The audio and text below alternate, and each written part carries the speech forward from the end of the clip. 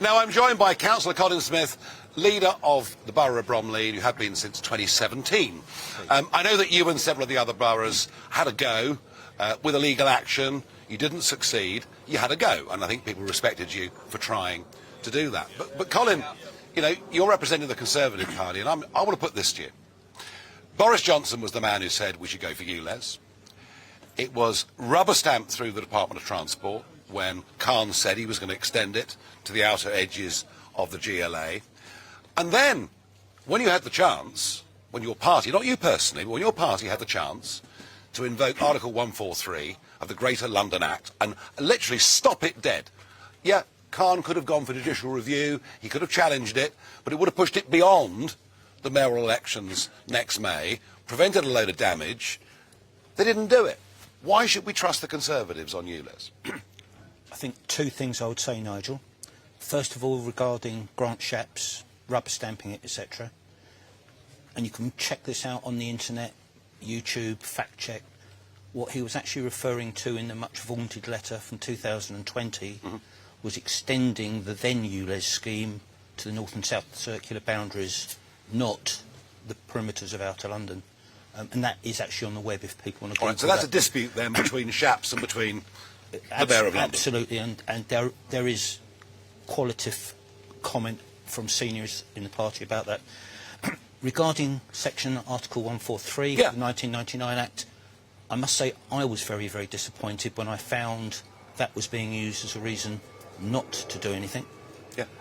I've been speaking to fairly senior MPs today on that point, because one of the things the government, if I might make so bold and make myself very unpopular, hasn't done particularly well hitherto is explain Mr Harper's position so that everybody can understand it. Hasn't done particularly well. I've no idea what it is. And what they will say, and what you will be seeing PR on about this, is an explanation as to why they can't invoke that, which in short runs to the fact that whilst Part B and damage to neighbouring counties is filled, I'm told that the reason you can't invoke Section A is because what Khan has done doesn't run against any existing policy, because there isn't a policy.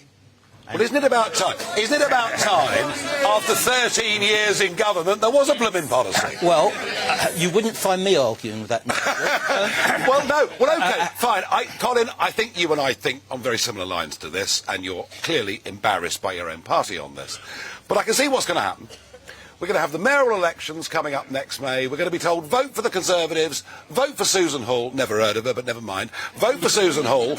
And all's going to be well. I mean, my question to you is, why should we trust Susan Hall? Why should we trust the Conservatives, given that, as you say, they've got no real position on this? Well, I think two things.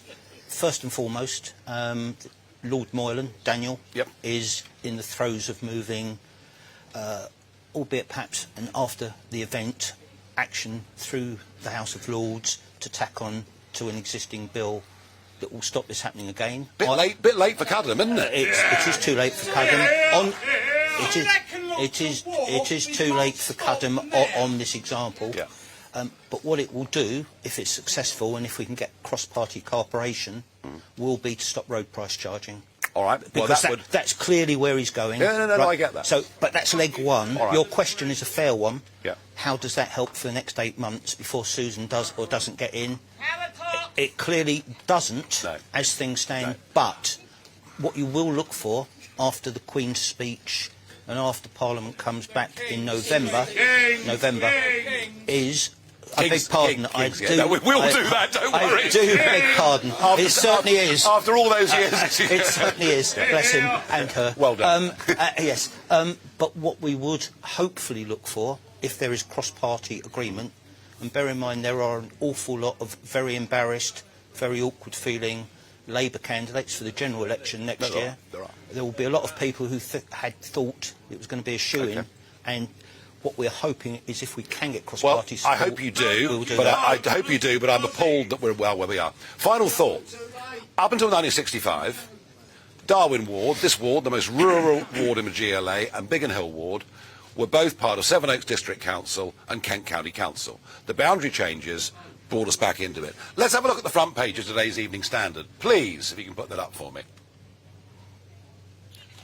There it is. Gotcha. London's green dream comes alive. Do you know what that tells me, Colin? That tells me that the needs and desires of people that live in inner London, in urban London, are completely different from those living in rural Greater London. And I put it to you, why should the people that live in Darwin Ward, and no disrespect to you as leader of Bromley, but why should the people that live in Darwin Ward and Biggin Hill Ward not say, the hell with it, we want to leave the Greater London Authority and rejoin Kent? I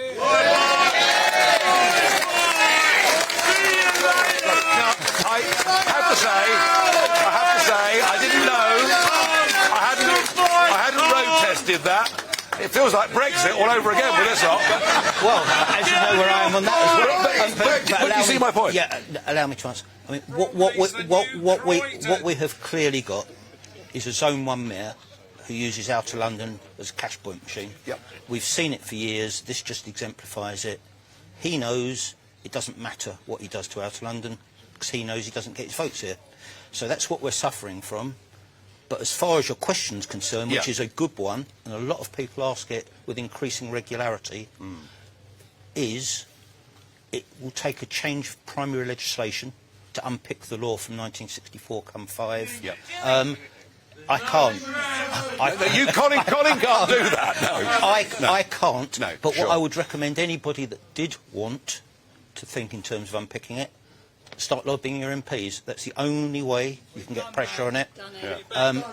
I think, in all honesty, Nigel, something I've been arguing for very strongly for many years is give people the choice. Yeah, OK. No, that's fair enough. One size doesn't fit all. No, well, as I say, that Evening Standard front page, the editorials we're reading show inner London, where people don't need cars, don't own cars, and out here in Cudham and Biggin Hill, where without a car, you can't really exist. Ladies and gentlemen, big round for the council leader, Colin Smith, please. Thank you. Now,